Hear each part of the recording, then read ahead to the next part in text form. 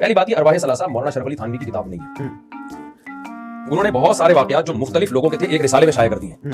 رسالے میں شائع بھی نہیں ہوگا, جمع کر دیے ایک رسالے میں. تو ان کے تمام طرح کے ذمہ دار مولانا شرف علی تھانوی نہیں ہیں. انہوں نے بہت سارے ایسے واقعات کتاب میں نقل کر دیے ہیں. اس میں کچھ جیسے ہم یہ دیکھتے ہیں نا بہت سی موضوع منگڑت حدیثیں بھی محدثین ذکر کر دیتے ہیں. محدثین اس حدیث کے ذمہ دار نہیں ہوتے.